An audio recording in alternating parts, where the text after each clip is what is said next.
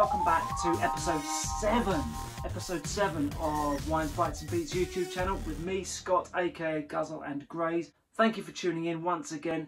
This time, a lot of requests for this one that I get asked about all the time. It's probably the most common wine question I get from friends, family, anybody, and it's to do with food.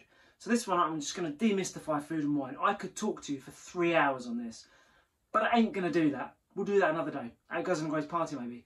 Or for this one, a couple of simple things to remember about food and wine to help you get the best glass of wine with the best plate of food. They can get married, you can have lovely children, and you can be happy. Let's go. Right, now, food and wine is dictated by rules for many people, but what rules? Who wrote these rules? Where'd you find them? Lots of people think and say, can't have red wine with fish.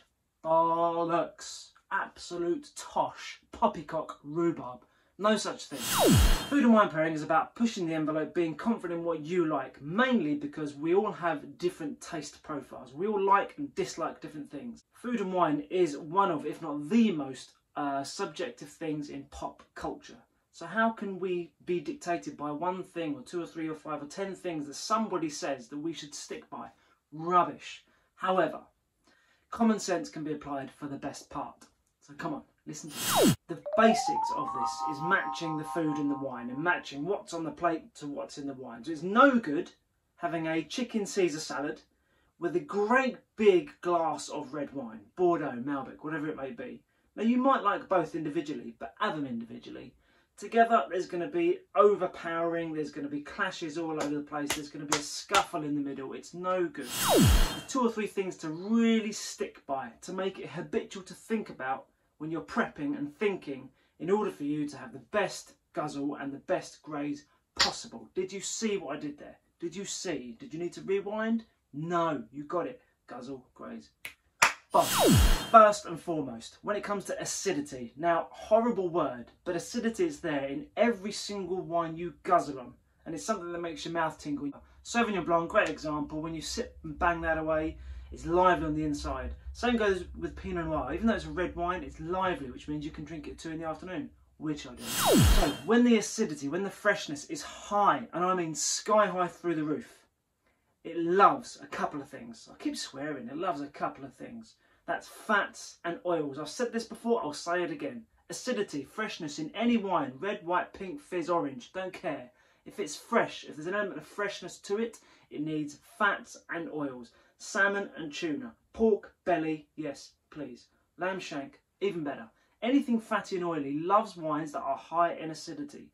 So try and think about that. If a wine is high in acid, it's fresh.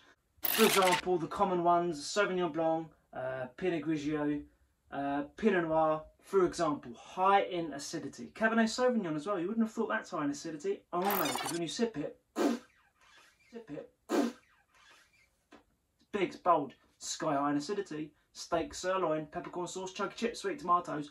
Yes, please. When you have a red wine, so a red wine made from black grape varieties. Let's use Malbec for an example because it's one of my faves. I've got to talk about it all the time. It's popular and some say, what, all those grapes out there and you like Malbec? I don't give a shit. Yes, I do.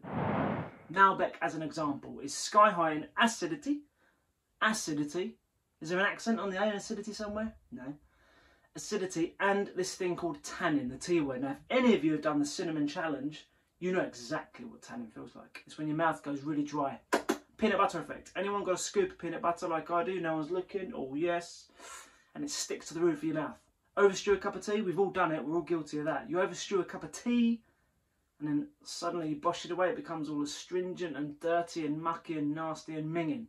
It's that dryness, and it's found on the skins of black grape varieties, therefore it's going to make its way into the wine. Some more than others, but Malbec, for example, is sky high in the T word, and that's tannin, and that's dryness. Dryness in the palate loves, and I mean loves, proteins. There's a good reason why steak and Malbec work. It's not because they're both bloody delicious, because tannin in the grape, in the wine, binds to protein. It's a simple chemical reaction. It's science, but it's a really easy science to understand. They bind to each other and say, hello you alright protein? Yes tannin, how are you? Yeah, do you want to go upstairs, have a cup of tea? Or maybe something stronger? And they go, and they enjoy themselves.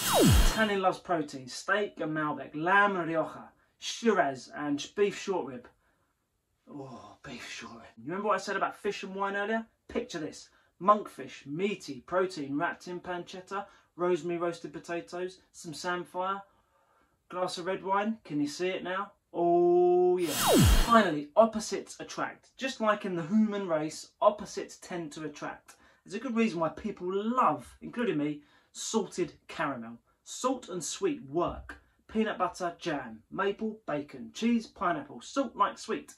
So, if you have a sweet wine, for example, or even a wine that tastes a little sweet, or any kind of like sweetness to a wine, it's going to love something sweet on the plate.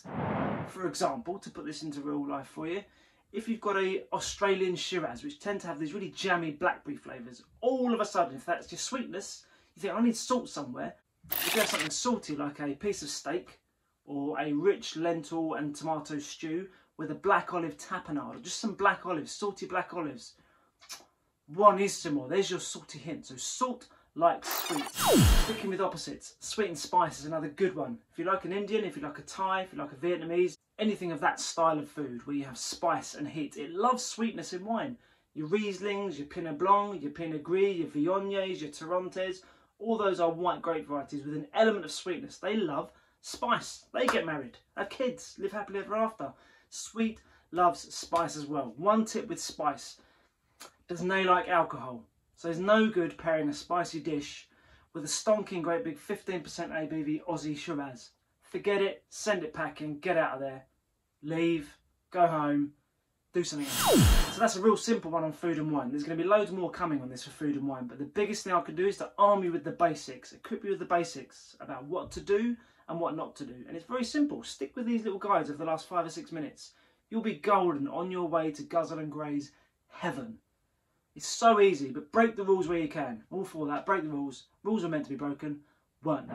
So there you go, food and wine, done. Thank you for joining me on this Wines, Bites and Beats episode 7. Do not forget, please come and visit me on Instagram, Guzzle_and_Grays. Go have a look at the website, guzzlegrays.com. Loads of information about the parties that we throw. Loads more in the pipeline. I'm very excited to produce more content for you. I'm only here to help. I'm only here to help, and from ground zero. I have no interest at the moment in telling you the tower on the right bank of Bordeaux. Not interested. Ground zero, helping you Guzzle and Graze the best way possible. More bang for your buck. Thank you. See you on the next one. Stay safe. Leverage your beverage. Cheers for now. Thanks, guys.